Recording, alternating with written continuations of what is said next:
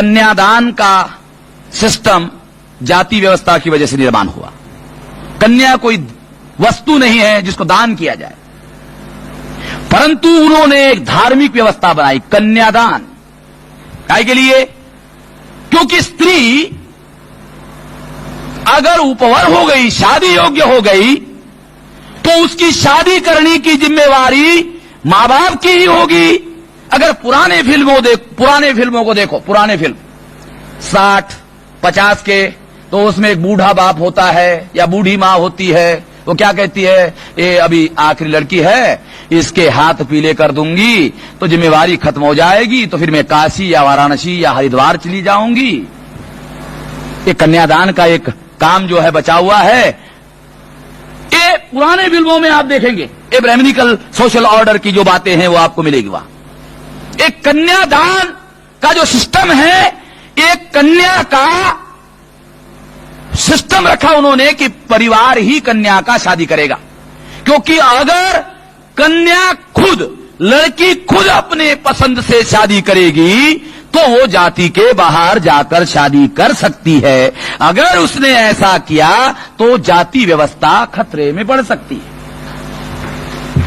और अगर जाति व्यवस्था खतरे में पड़ेगी तो जाति व्यवस्था खत्म हो जाएगी, और अगर खत्म हो गई तो ब्राह्मण की जो सुप्रीमेसी है वो खत्म हो जाएगी, और इनकी जो गुलामी है ये खत्म हो जाएगी।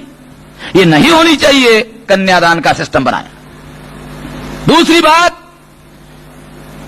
बाल विवाह की जो मामला है वो भी जाति व्यवस्था के साथ जुड़ा हुआ है कि कन्या विवाह योग्य होने के पहले ही शादी कर दी जाए, क्योंकि जो विवाह योग्य होगी तो अपने पसंद से शादी कर सकती है, इसलिए बचपन में ही शादी कर दी जाए। और मां बाप बचपन में शादी करेगा तो मां बाप की जिम्मेवारी होगी, वो जाति अंतर्गत ही शादी करेगा तो जाति बनी रहेगी। अगर आप बाबा साहब अम्बेडकर ने कास्ट इन इंडिया जो किताब लिखा पढ़ लेना, अगर बाबा साहब अम्बेडकर ने एनिहिलेशन ऑफ कास्ट लिखा तो पढ़ लेना।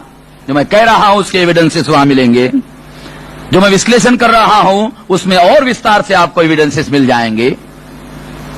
तो ये बात साथियों जानने समझने की है कि ये जो बाल विवाह है, विधवा विवाह है, क्योंकि इंडोगोमी और एक्सडोगोमी जाति अंतर्गत विवाह जाति व्यवस्था बनाए रखने का सूत्र है। जाति के बाहर जाकर अगर शादी होगी तो जाति व्यवस्था खतरे में पड़ेगी, इसलिए विधवा विवाह पर पाबंदी लगाई गई। विधवा का विवाह नहीं होना चाहिए। अगर विधवा का विवाह हुआ तो क्या होगा? एक शादी योग्य लड़का समाज के अंदर जो है उसकी शादी अगर विधवा से हुई तो जो शादी योग्य लड़की है उसके लिए समाज में एक लड़के की कमी होगी, और जिस लड़के के लिए लड़की की कमी होगी, जिस लड़की के लिए लड़के की कमी होगी, वो लड़की जाति के बाहर जाकर के शादी कर सकती है। अगर ऐसा हुआ तो फिर जाति व्यवस्था खतरे में पड़ेगी। माइटोकॉन्ड्रियल डीएनए के आधार पर जो संशोधन हुआ उसने यह सिद्ध किया कि जाति व्यवस्था निर्माण करने के लिए ब्राह्मणों ने महिलाओं का इस्तेमाल किया। ये एविडेंस है जो मैं आपको बता रहा हूं, ये एविडेंस है जो मैं आपको बता रहा हूं। और दूसरी बात, जो सती प्रथा है, ये सती प्रथा भी जाति व्यवस्था को बनाए रखने के लिए निर्माण किया गया। कैसे? क्योंकि अगर मान लो कि उसको वो विधवा हो गई और पाबंदी लगा कि ये शादी ना ही हो, पाबंदी लगाई गई, विधवाओं को विवाह करने पर पाबंदी लगाई गई। मगर उन्होंने देखा कि ये वैधव्य जो है, ये विधवा को शादी ना करने का जो बंधन है, ये बहुत जबरदस्ती है, ये इसको टिकाए रखना संभव नहीं है।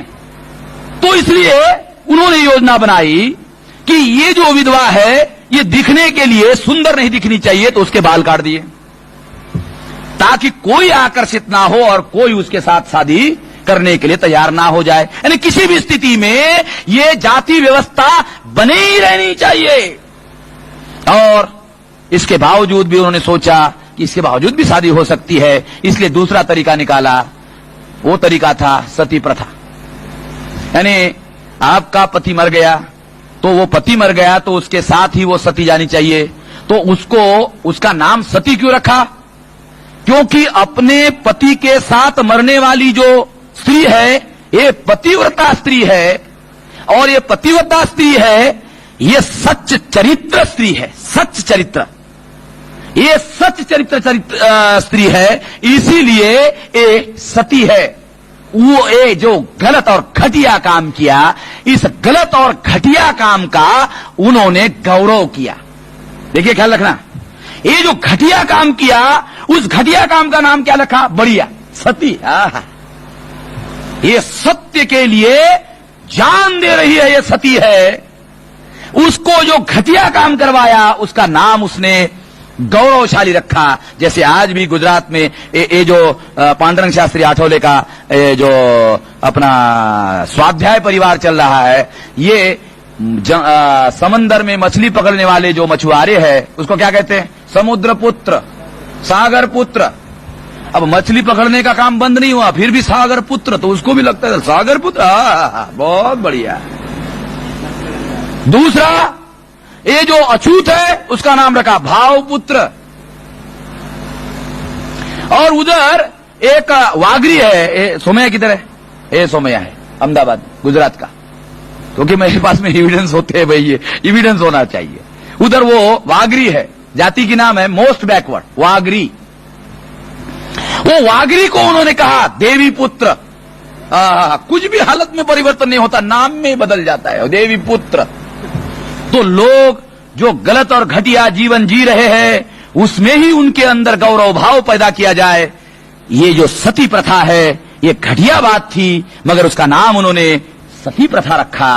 और सती प्रथा में ये जो जीवंत स्त्री है, वो अपने पति के चिता पर जिंदा जलनी चाहिए।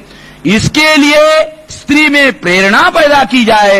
ये प्रेरणा पैदा करने के लिए उन्होंने औरतों के लिए एक खास त्योहार बनाया। खास त्योहार औरतों के लिए, औरतों के लिए ही है वो, और किसी के लिए नहीं। कौन सा त्योहार? वो वड़ सावित्री आती है, और औरत जो है वो धागा लेती है, फिर वो उसको चक्कर काटती है और कहती है, यही पति मुझे सातों जन्म जन्म जन्म जन्म मिलना चाहिए। ये शराबी है फिर भी मिलना चाहिए, कबाबी है फिर भी मिलना चाहिए, ये मारता है फिर भी मिलना चाहिए, ये पीटता है फिर भी मिलना चाहिए, यही मिलना चाहिए। ये संस्कार, ये हंसने की बात नहीं है, ये बहुत गहरी और बहुत गंभीर बात है। क्या समझना है? समझना है भाई। एक योजनाबद्ध तरीके से किया गया संस्कार करने के पीछे क्या संस्कार है? वो बार बार हर साल त्योहार आता है, और हर साल त्योहार आता है तो वो उनके मन में क्या संस्कार किया जाता है?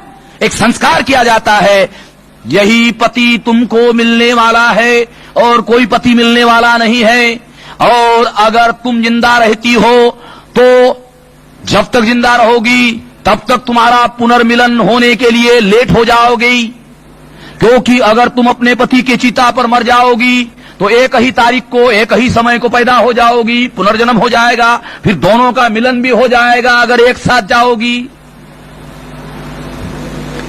जिन्होंने षड्यंत्र किया, जिन्होंने योजना बनाई, जिन्होंने प्लानिंग बनाया, कोई षड्यंत्रकारी, कोई चोर, मैं चोर हूं नहीं बताता, ये विश्लेषणकर्ताओं का काम है भाई। ये इन्होंने क्यों किया, किया मालूम है, मगर क्यों किया? ये इसलिए किया, ये सती प्रथा में कोई जीवंत स्त्री सती जाने के लिए तैयार नहीं हो सकती, तो उसको प्रेरणा होनी चाहिए जाने की। क्यों? क्या प्रेरणा है? यानी बोनस होना चाहिए उसमें, बोनस बोनस होना चाहिए, कंसोलेशन होना चाहिए, कुछ समाधान मिलना चाहिए। क्या समाधान है? कि ये जो पति तुम्हारा मर गया, ये तो जल जाए, खत्म हो जाएगा, तुम जिंदा रहोगी तो उतना ही लेट हो जाएगा पुनर्मिलन अगले जन्म में।